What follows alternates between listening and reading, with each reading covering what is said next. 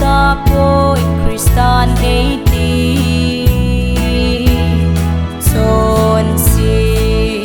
manti nagam chuka danhan son si be nagam chu ka lung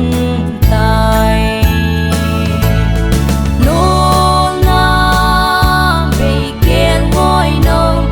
san thinh xuân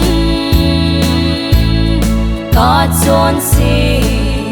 kỳ sim na lê có dêm chu nôi măng ta vaya ôi van gama pathin thi san ha ha na in i chu ngày lut na sa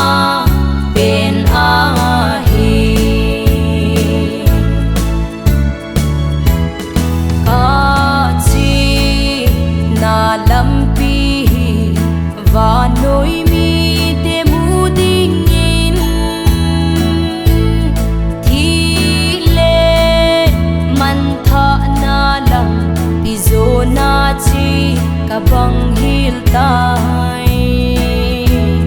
hin la cross tha ha na in ei pui nai ka ha na ka chon na ahi no na be ken ngoi no thì san thing chun ka chon se ki sim na le ka sem chu noi mang ta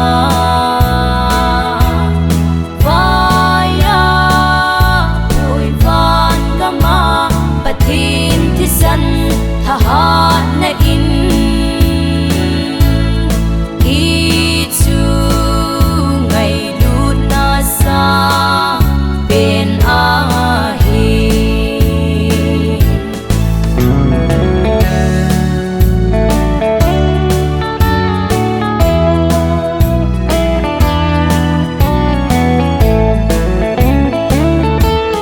quay hằng na ei lui do so ding vô thi na le than khu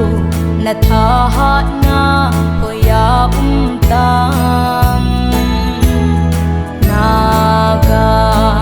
sa na chem zang ki he bong ta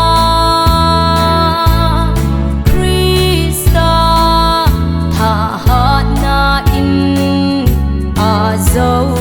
tay nô na về kiên ngôi nô thì san thinh xuân có chốn si kỳ sim na lê có dêm chu nôi măng ta